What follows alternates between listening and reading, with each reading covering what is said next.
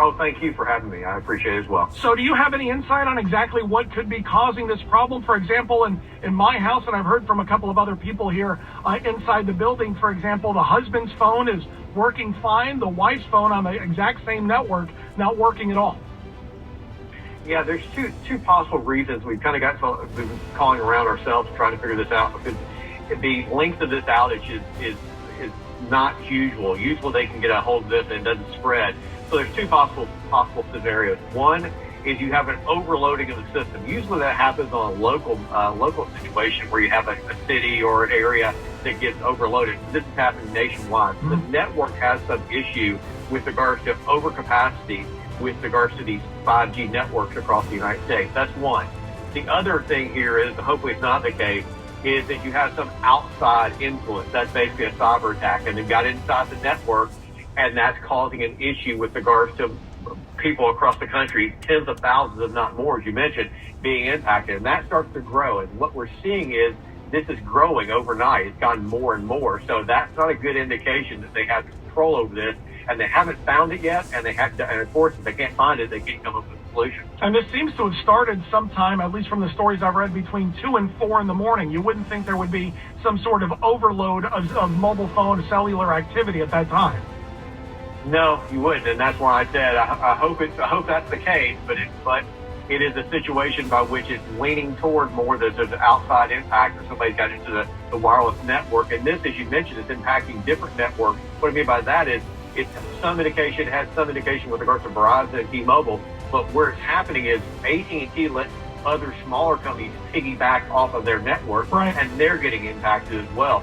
So you have a lot of disruption across the country from a individual standpoint, a business standpoint, a 911 service standpoint, et cetera, et cetera, et cetera. You brought up the 911 service. One of the stories I was reading claimed that a lot of Apple phones, for example, across the country were sent into SOS mode, meaning you can't dial the number. The only number you could dial, for example, is 911. You can't send data or text messages or anything else. Does that tell you anything about what could be causing this?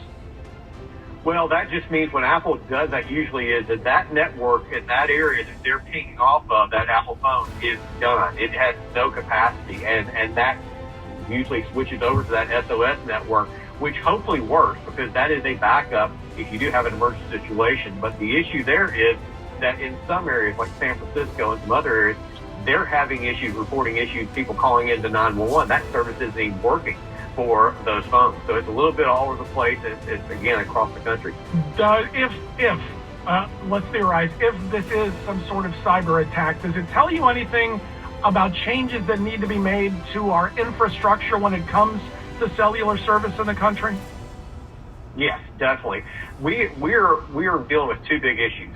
The 5G networks are trying to grow at an exponential pace, and what's happening is when you grow fast, you have a situation by which you get more exposed, and that means you have the ability to have more attacks on the network. The second is we don't have an infrastructure in place to handle 5G right now. We are so far behind the rest of the world with regards to building out cell sites and cell towers, et cetera, around the United States, that what's happening is that 5G network is getting overworked, and that also provides you exposure for situations occurring like this. Last thing for you then, why is this country of all countries so far behind so many others when it comes to this expansion?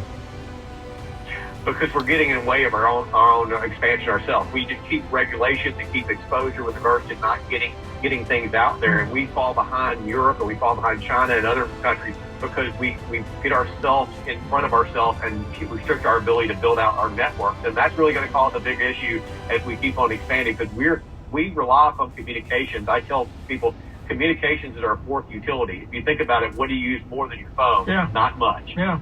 Hugh Odom, a cellular industry veteran, telecom expert. He is founder and president of Vertical Consultants.